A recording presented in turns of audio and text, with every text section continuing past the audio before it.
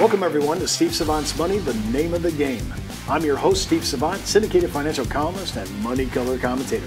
On today's show, the distribution debate between qualified and non-qualified plans. Part 4 in our series on Index Universal Life, an emerging asset class, with nationally recognized retirement expert and certified financial planner, Chris Jacob. Welcome to the fourth segment, Chris. Thanks again, Steve. Okay, well, here's the debate, and it's out there. Should I be in qualified plans or should I be in non-qualified plans? The answer might be in between. It may not be binary. It may not be black and white, but give me a kind of a front end to our segment. There's a debate here. Qualified, I get the deduction. Non-qualified, out. Qualified, and what do we mean by qualified? You have to qualify to put the money in there, right? And you got to qualify to take the money out.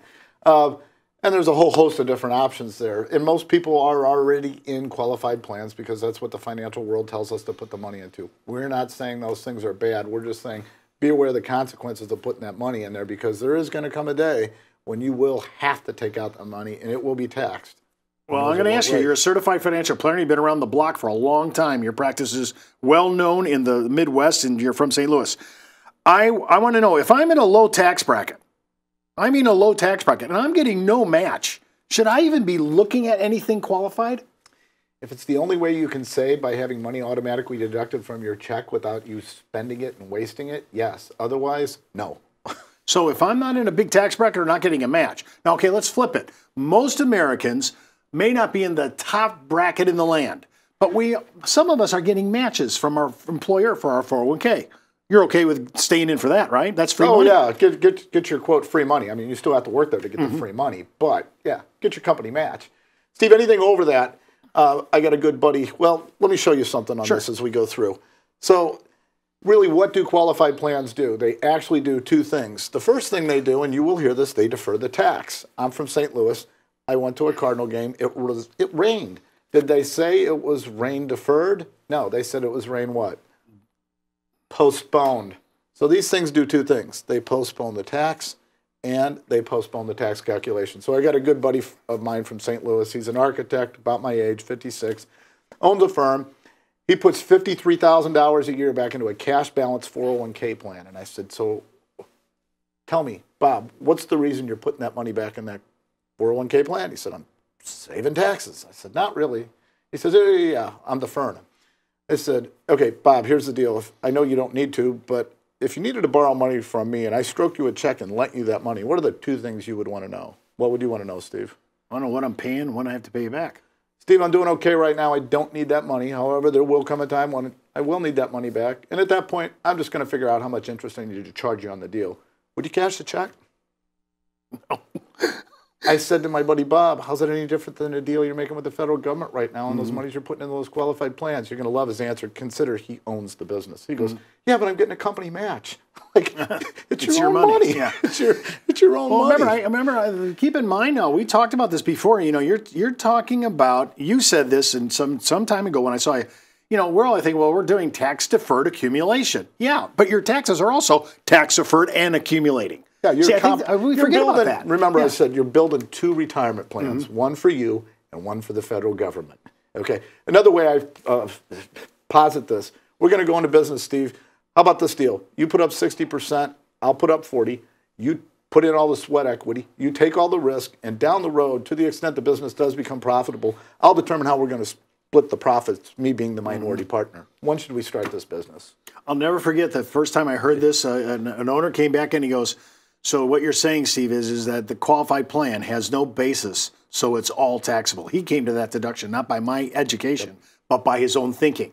I think people forget, not only are we accumulating for a future tax bill that's going to be a whopper, especially for people who have some serious money in qualified plans, but we have zero basis in this, and all that qualified plan is going to also come under the provisional income test for Social Security taxation. Yep. Surprise, surprise. So do you want to save taxes on the seed, or do you want to pay taxes on the entire harvest?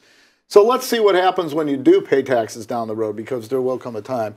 So we got Tom Smith. He's 50. He's got $500,000 in his qualified plan. Between him and the match, he's putting in 20. We're going to assume 6%, not guaranteed, but assume 6% after expenses. He's going to start taking the money out at 66. We're going to solve for what level distribution will deplete those assets by 90. We'll assume that he's in an effective rate of 30%. So let's look.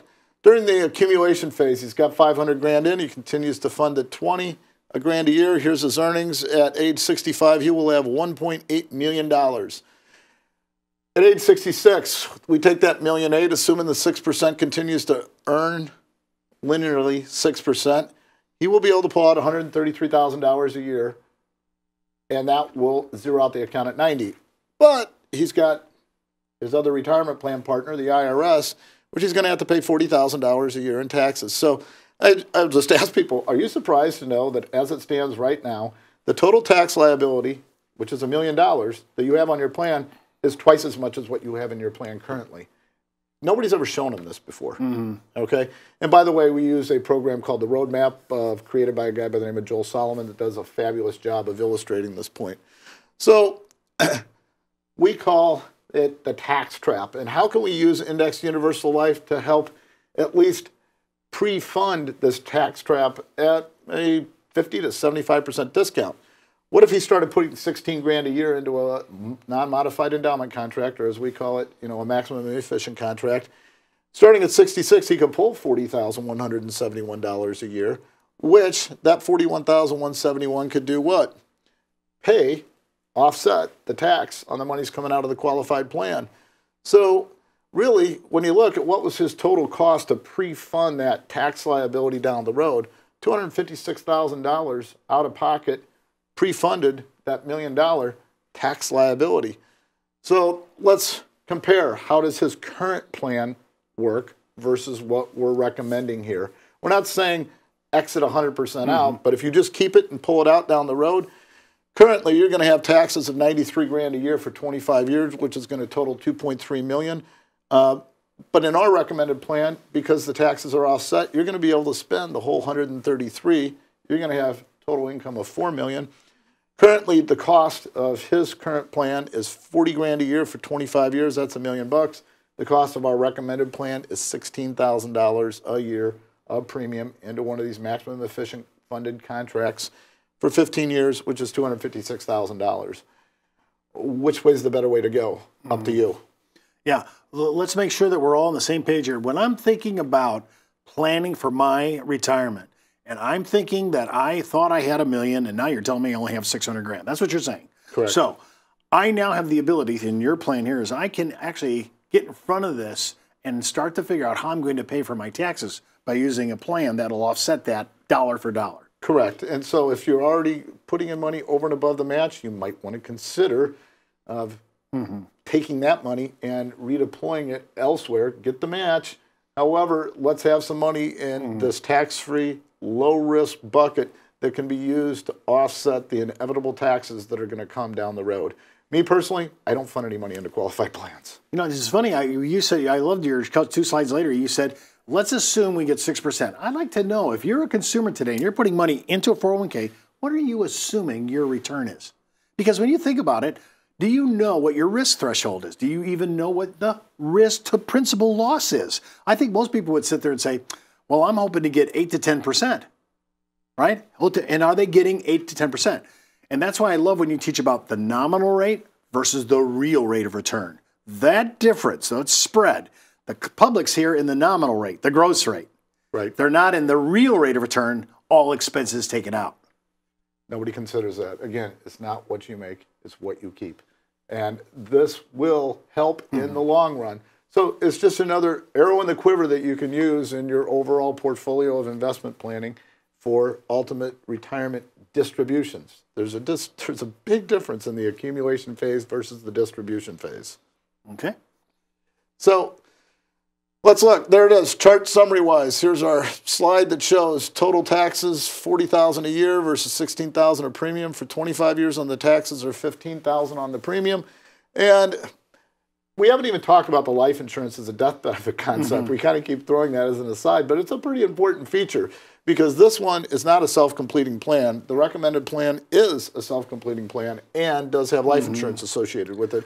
Plus, as a benefit, some of these newer policies actually have built in, if you will, access for long-term care, critical term illness, things of that nature. There's some living benefits to go along with it. Exactly. We do have, if you want to do a deeper dive on this, we have 13 videos that really go into the detail behind these types of plans. Well, don't forget to watch our next segment, Correlating Retirement Planning with Index Universal Life, Part 5 in our series on Index Universal Life Insurance, an emerging asset class. And keep in mind, before moving forward with any of the ideas on our show, always check with your tax consultant, legal counsel, or your financial advisor. You've been watching Steve Savant's Money, the name of the game.